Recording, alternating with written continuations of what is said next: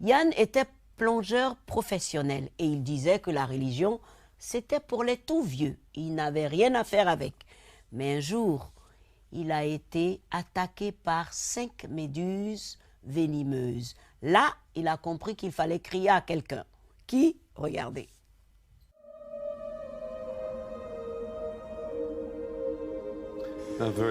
Je vivais vraiment en non-chrétien, à sortir, voyager, surfer, aller en boîte.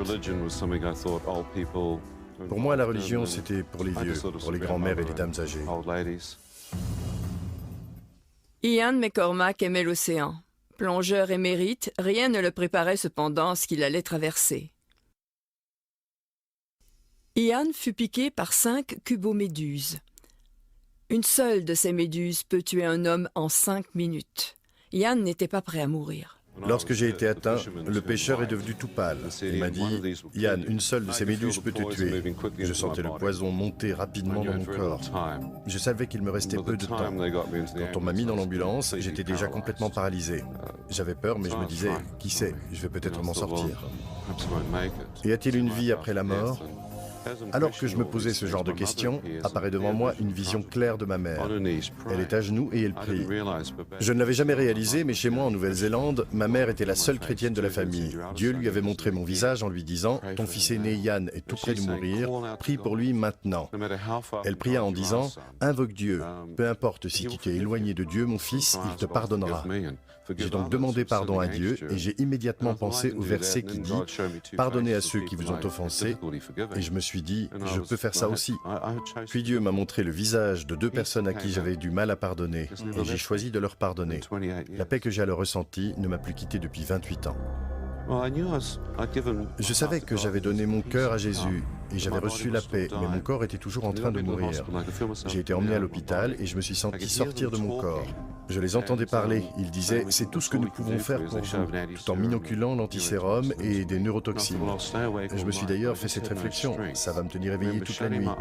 Mais je n'avais plus de force. J'ai fermé les yeux en me disant que j'allais économiser mes forces et à ce moment, le moniteur signala l'arrêt cardiaque. Je fus déclaré mort. La minute d'après, je me retrouve hors de l'hôpital, dans les ténèbres les plus complètes. Et j'ai ressenti le mal le plus intense, comme des yeux invisibles qui ne cessaient de me regarder. C'était des ténèbres spirituelles. J'entendais des hommes hurler dans ces ténèbres. Ils disaient « Tais-toi, tu mérites d'être ici ». J'ai dit « Mériter d'être ici » et un autre homme devant moi de répliquer « Tu es en enfer ».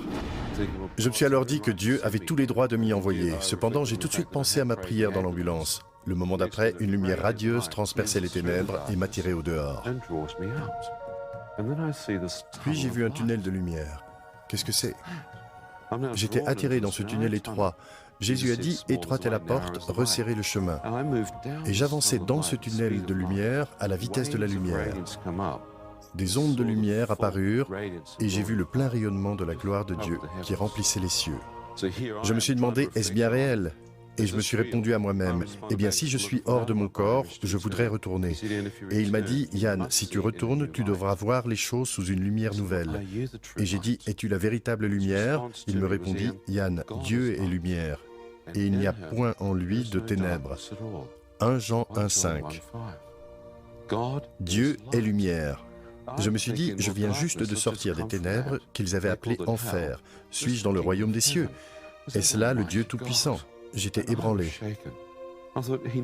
Je me suis dit, il connaît mon nom, il connaît mes pensées avant même que je ne parle. Il doit donc aussi voir tous mes péchés.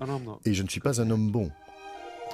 Je me suis mis à pleurer, comme un enfant, alors que je ressentais des vagues d'amour et d'acceptation m'envahir. Je me disais, mais Seigneur, tu ne peux pas m'aimer.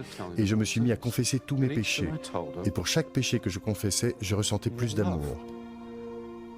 Je me suis avancé dans cette lumière et en y pénétrant, ma main disparut. Puis j'y ai avancé mon visage et je ne pouvais plus voir mon propre corps spirituel. Il avait été comme effacé par son rayonnement, comme recouvert par les voiles d'innombrables étoiles miniatures. Je me suis encore avancé et je pouvais ressentir la lumière dans laquelle j'entrais. Cette lumière guérissait mon être intérieur le plus profond et mon cœur qui avait été brisé.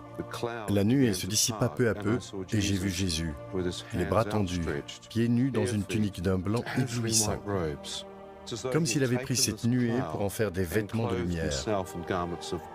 Alors que je regardais le visage du Seigneur, quel éclat, Son visage était la source de toute la lumière. Vous deviniez que d'une simple parole, il pouvait créer des constellations, des galaxies entières. Et derrière lui, je pouvais voir un monde entièrement neuf, dont il était lui-même la porte de lumière. Alors qu'il ouvrait cette entrée dans l'éternité, j'ai vu des champs, de l'herbe, des pâturages, tout illuminés de cette gloire dont il était lui-même vêtu. Des fleurs, une rivière cristalline, des arbres sur les deux berges, des montagnes, un ciel bleu et des collines. Devant tout cela, je savais que j'étais chez moi. Je fis quelques pas en avant et Jésus se plaça juste devant moi.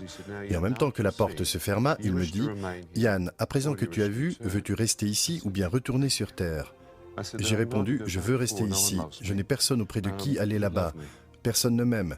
Et toi, tu m'aimes. » Je me suis retourné pour un dernier « Au revoir, monde cruel » et le Seigneur me fit voir ma mère. La seule personne que j'aimais et honorais. Je me suis alors dit, si j'entre dans l'éternité maintenant, saura-t-elle que j'ai prié dans l'ambulance? Réalisera-t-elle que ses prières ont permis que son fils se donne au Seigneur dans ses derniers instants de vie? Aura-t-elle un moyen de le savoir? Non, ai-je conclu.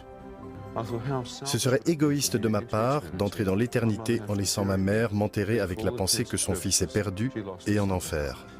Alors j'ai dit, Seigneur, je veux retourner. Et il a répondu, Yann, si tu retournes, tu devras voir les choses sous une lumière nouvelle, une perspective céleste et non plus une perspective terrestre et temporelle. J'ai à nouveau regardé, il y avait mon père, mon frère et ma sœur, des centaines de milliers de personnes se tenant derrière eux comme un océan d'humanité. J'ai demandé qui sont-ils et il a dit, Yann, je veux que tu retournes et que tu leur parles parce que la plupart ne vont plus à l'église. J'ai répliqué, mais Seigneur, je ne les aime pas, je ne les connais pas. Et il me dit, Yann, moi je les aime et je souhaite que chacun d'entre eux puisse me connaître. J'ai répondu, je ne comprends pas cet amour. Et comment pourrais-je retraverser le tunnel obscur et retourner dans mon corps? Il me dit, mon fils penche la tête. Tu sens le liquide couler de ton œil? Maintenant ouvre-le, Yann, et vois. Alors que j'ouvrais mon œil, je fus instantanément de retour dans mon corps, allongé sur une table dans une morgue. Un docteur indien tenait mon pied droit dans sa main gauche, sa main droite tenant un scalpel avec lequel il me travaillait la base du pied comme un vulgaire morceau de viande. Lorsqu'il me vit ouvrir un œil, le pauvre docteur a sauté au plafond. J'ai dit, Seigneur, si c'est bien vrai, puis-je aussi voir de mon autre œil? J'ai tourné la tête sur la gauche et dans la porte, les infirmières qui s'étaient affairées sur moi aux urgences me virent. La terreur les prit et elles se bousculèrent l'une l'autre alors qu'elles tentaient de s'enfuir.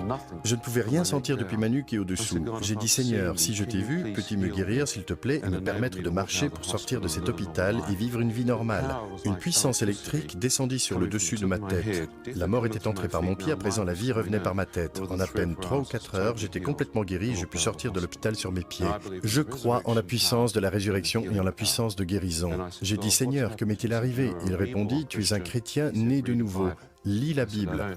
J'ai dit, je ne sais pas ce qu'est un chrétien né de nouveau. Faut-il mourir et revenir à la vie ou quelque chose du genre? Il me dit, non, lis la Bible, mon fils. En 6 semaines, c'était en 1982, j'ai lu toute la Bible. J'ai été pardonné de tous mes péchés lorsque j'ai prié dans l'ambulance.